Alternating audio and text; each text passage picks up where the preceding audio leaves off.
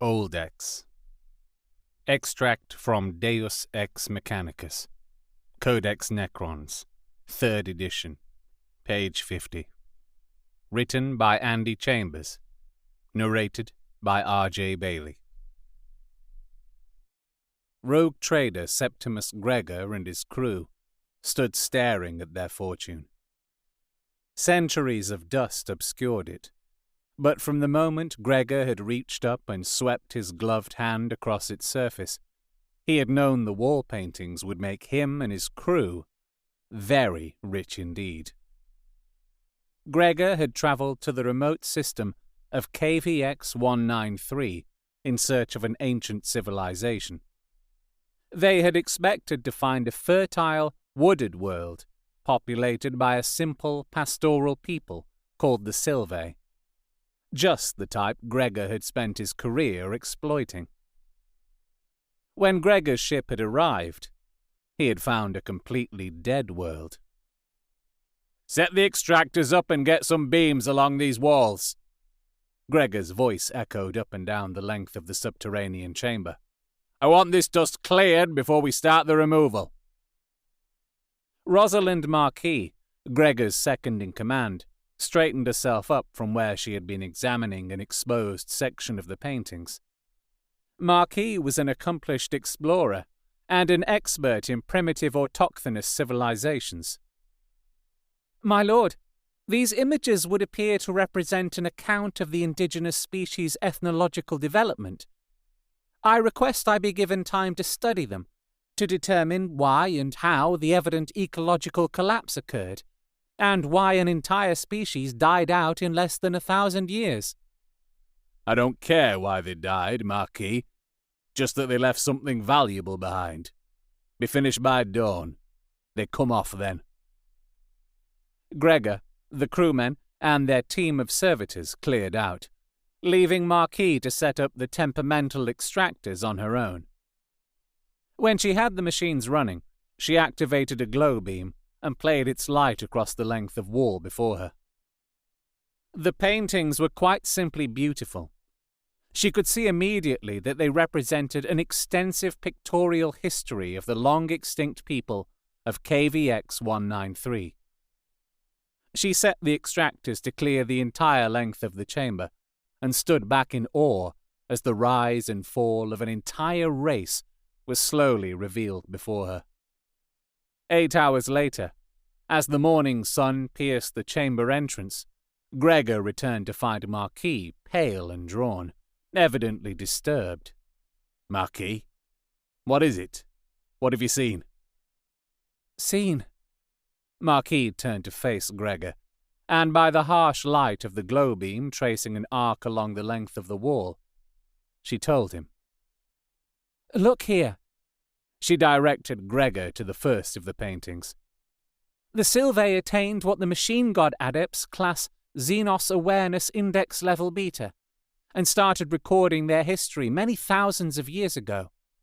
At first, it's standard spirit worship, but look here." She pointed out another area, one in which the primitive Sylvae bowed in worship to a tall, slender humanoid who smiled down at them in mocking patronage.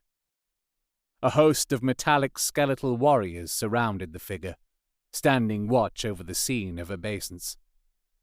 Marquis seemed distracted for a moment as she studied the disdainful expression on the godlike figure's face. Gregor laid a hand on her shoulder, and she shivered. "Their new god demanded the people's total adoration. Here, it seems to be testing them, promising the race as a whole greatness at its side should they prove worthy. Then it disappears. It becomes a distant figure. The images suggest it's sleeping, but through the ages it reappears. It appears to be returning at important points in history, directing the Sylvae down certain paths and always testing them." Marquis led Gregor further down the chamber, indicating with wide sweeps of her arms the passing of millennia. She pointed out occasions where the visitor would deliberately intervene in the Sylvae's development. For unknown reasons, Their god steered them away from mundane advancements, halting achievement at the early Iron Age level, and instead empowering them to intellectual feats verging on the metaphysical. Because of their fickle god, the Sylvae slowly became a deeply spiritual and philosophical people. See here, Gregor, this is the beginning of the end for the Sylvae. The Imperial explorators arrived. They made contact following the prescribed protocols, but there was conflict nonetheless. I imagine the missionaries took exception to the native religion.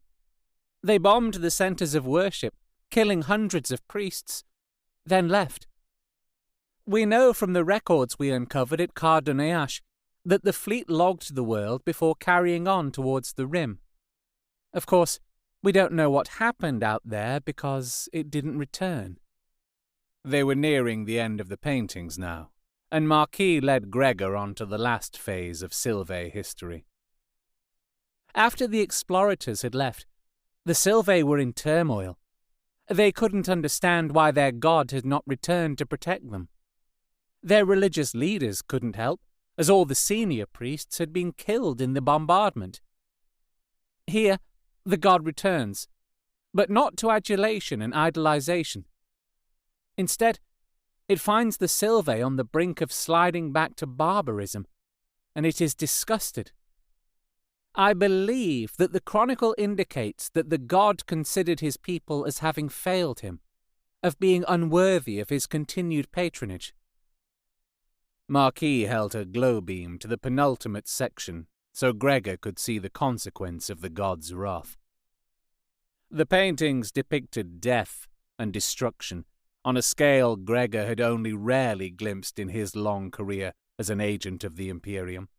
Skeletal death stalked the rainforests, unleashing grotesquely destructive beams that stripped skin from muscle, muscle from bone, and reduced bone to atoms. Weapons of awesome scale were unleashed upon the surface of the planet, until all life was scoured from the land, forcing the few survivors to take refuge below ground. They didn't last long after that, my lord. There were too few of them to maintain a viable gene pool. They lived down here 2, maybe 3 generations, before they simply gave up. The land could not support them, and they lived in constant fear of their former protector returning to eradicate the few remaining survivors.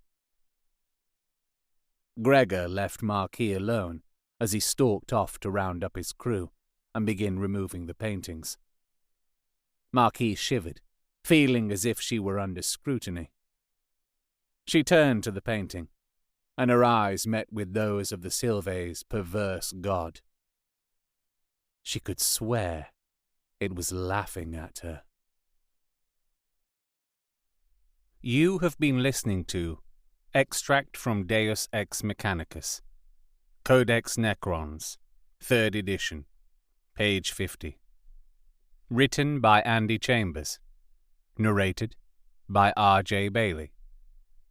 Thank you to Graham McNeill for helping attribute the right authors to their individual stories. This production, like all of Oldex, is entirely unofficial and uncommercial, from an out-of-print publication, is a derivative work with all copyrights owned by Games Workshop, and is a celebration of the hobby and lore I grew up with. If you have suggestions for other Oldex fiction for me to narrate, you can comment or contact me on Twitter @RJBailey. Links are in the show description. You can and should follow Graham McNeill on Twitter @GrahamMcNeill, and you can find his website at graham-mcneil.com.